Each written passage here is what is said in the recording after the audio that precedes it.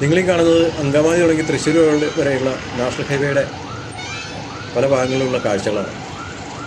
അശാസ്ത്രീയമായ റോഡ് നിർമ്മാണം മൂലം വാഹന ഗതാഗതം മണിക്കൂറുകളോളം തടസ്സപ്പെടുന്ന അവസ്ഥയാണ് നിലവിലുള്ളത്.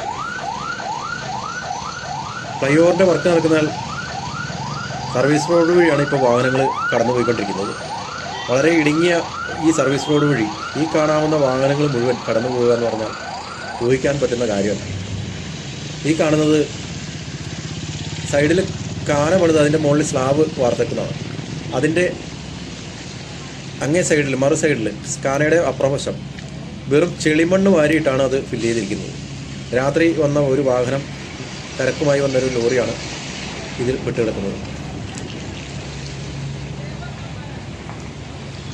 ഈ കാണുന്ന കാഴ്ച നിങ്ങൾ കണ്ടോ? തികച്ചും അശാസ്ത്രീയമായ ഈ നിർമ്മാണം അത് ചോദിക്കാൻ ഇവിടെ ആളില്ലാത്തതാണ് ഏറ്റവും വലിയ ദുരിതം. നിരവധിയായ യാത്രക്കാർ, തൊഴിൽ സ്ഥാപനങ്ങളിലേക്ക് പോകുന്ന ആളുകൾ, അതുപോലെ സമയത്തിന് എത്താൻ പറ്റുന്നില്ല. നിരവധി ആംബുലൻസുകൾ വഴിയിൽ തടസ്സപ്പെട്ട് കിടക്കുകയാണ്. പല രോഗികളും ഹോസ്പിറ്റലിലേക്ക് എത്തിപ്പെടാൻ പറ്റാത്ത അവസ്ഥയാണ് നിലവിലുള്ളത്.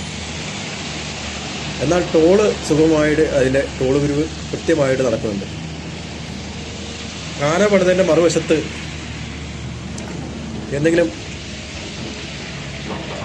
കോൺക്രീറ്റ് വസ്തുക്കളോ അതുപോലെ തന്നെ ഉറപ്പുള്ള എന്തെങ്കിലും ഇതുകൊണ്ട് ഫില്ല് ചെയ്യാനുള്ളതിന് ഈ വെറും ചെളിമണ്ണ് വാരിയിട്ട് ഫില്ല് ചെയ്തിട്ടാണ് ഈ വാഹനങ്ങൾ ഇതുവഴി കടത്തിവിടുന്നത്. ഈ സർവീസ് റോഡ് മുഴുവൻ കുണ്ടുകുഴിയാണ്, പൊട്ടിപ്പൊളിഞ്ഞ് കിടക്കുകയാണ്. അതുകൊണ്ട് തന്നെ വാഹനങ്ങൾക്ക് സുഖമായി കടന്നു പോകാൻ പറ്റാത്ത സാഹചര്യമാണ് നിലവിലുള്ളത്. ഈ വാഹനം തടസ്സപ്പെടാനായിട്ട് ഏറ്റവും പ്രധാനപ്പെട്ട കാരണം അതുതന്നെയാണ്. ഈ സർവീസ് റോഡിലെ നിരവധിയായ കുണ്ടും കുഴികളും മെയിൻ്റനൻസ് ചെയ്താൽ തന്നെ വാഹനങ്ങൾ സുഖമായി കടന്നു പോകുന്നതാണ്. പക്ഷേ ഇത് അധികൃതർ അത് ചെയ്യുന്നില്ല എന്നുള്ളത് വസ്തുതയാണ്. ഇത് അധികാരികൾ കാണണം. നിരവധിയായ രോഗികൾ, അതുപോലെ തന്നെ ഹോസ്പിറ്റൽ, ഇങ്ങനെയുള്ള ആളുകൾ ഇതുവഴി കടന്നു പോകുന്നുണ്ട്. ഇവരെയൊന്നും പരിഗണിക്കാതെ അശാസ്ത്രീയമായ ഈ റോഡ് നിർമ്മാണം കണ്ടില്ല എന്ന് വെക്കരുത്. ഈ സർവീസ് റോഡ് എത്രയും വേഗം തന്നെ നല്ല രീതിയിൽ മെയിൻ്റനൻസ് ചെയ്ത് അതുവഴി വാഹനങ്ങൾ സുഗമമായി കടന്നു പോകാനുള്ള സംവിധാനം ഒരുക്കണം.